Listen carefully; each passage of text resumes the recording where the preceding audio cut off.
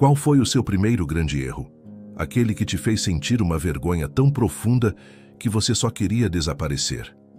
Aquele erro que te fez pensar: acabou, não tem mais volta, eu estraguei tudo para sempre. Todos nós conhecemos esse sentimento de uma falha catastrófica. A humanidade inteira nasceu dele. Mas, e se a consequência para o primeiro erro não tivesse sido o exílio, mas a execução? Lembre-se da perfeição do Éden. Um jardim, comunhão direta com o Criador e uma única regra, um único não. A árvore do conhecimento do bem e do mal.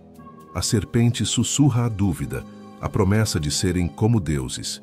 E então, a mordida. O primeiro ato de desobediência da história. Os olhos se abrem, a inocência morre e eles se escondem, aterrorizados, ao ouvir os passos de Deus no jardim. A história que conhecemos é a de uma confrontação, de desculpas, de culpas transferidas e de uma punição que, embora dura, continha uma promessa de futuro. Mas em nosso cenário, a paciência divina se esgota. Deus os encontra. Ele não pergunta, ele afirma. A regra foi quebrada. A pena pelo pecado é a morte. E a sentença é executada ali, naquele exato momento. O sopro de vida que lhes foi dado é retirado. E o Jardim do Éden se torna o primeiro e último túmulo da humanidade. O silêncio que se seguiria seria o fim de tudo. Não haveria maldição da terra, nem dores de parto, nem suor do trabalho, porque não haveria ninguém para sofrê-las. A história humana terminaria antes mesmo de começar. Sem Caim, sem Abel, sem Sete. Sem Noé, sem Abraão, sem Israel, sem Davi. Toda a tapeçaria do Velho Testamento, a longa e dolorosa história da relação de Deus com a humanidade, seria apagada. O plano da redenção, a promessa de um Messias que esmagaria a cabeça da serpente, morreria com Eva.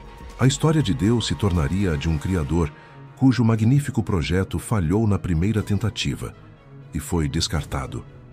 O universo observaria um Deus de justiça absoluta, mas talvez um Deus sem misericórdia, sem paciência. Um Deus que não estava disposto a lutar por sua criação. E aqui a história de Adão e Eva deixaria de ser sobre a origem da queda e a promessa da redenção, e se tornaria um trágico alerta sobre a justiça sem uma segunda chance. A mensagem não seria: o amor de Deus busca o pecador, mas o erro tem um preço final e absoluto. E essa escolha, entre a punição final e a chance de recomeçar, acontece todos os dias, em nossas próprias famílias. Conheça Carlos, um homem rígido, cujo maior orgulho era um carro antigo, herdado de seu pai, uma relíquia de família. Seu filho de 17 anos, Daniel, sabia que a regra era clara: nunca dirigir aquele carro.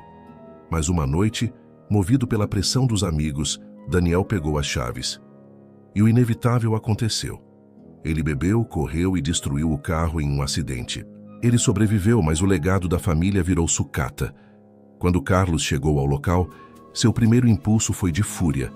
Ele olhou para o filho e disse com uma voz gelada: "Você está morto para mim. Você não é mais meu filho." Naquele momento ele estava executando a sentença. Ele estava matando a relação. Mas então ele viu o desespero e o arrependimento genuíno nos olhos do filho. Ele viu não um rebelde, mas um menino assustado que cometeu o pior erro de sua vida. E Carlos teve que fazer uma escolha. A escolha da justiça final ou da misericórdia dolorosa. Ele se aproximou do filho, em meio aos destroços, e em vez de condená-lo, ele o abraçou e disse: "Nós vamos dar um jeito nisso, juntos." Ao formatar Adão e Eva, Deus teria afirmado sua justiça, mas perdido sua família. Ao abraçar seu filho, Carlos não apagou o erro, mas abriu a porta para a restauração. A história do Éden é tão poderosa, nem porque o homem pecou, mas porque Deus, mesmo tendo todo o direito de terminar tudo, escolheu dar uma segunda chance. Ele trocou a execução pelo exílio, a punição final por um caminho de volta. Ele nos ensina que o amor verdadeiro não é sobre nunca errar. É sobre o que acontece depois do erro. É sobre a beleza, a dor e a graça de uma segunda chance.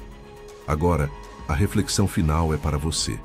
Pense na sua vida, naquela vez que você errou feio, que merecia o pior. Mas alguém, um pai, uma mãe, um amigo ou o próprio Deus, olhou para você e, em vez de condenação, ofereceu um caminho de volta. Para celebrar esse presente, deixe nos comentários uma única frase: Eu sou grato pela segunda chance.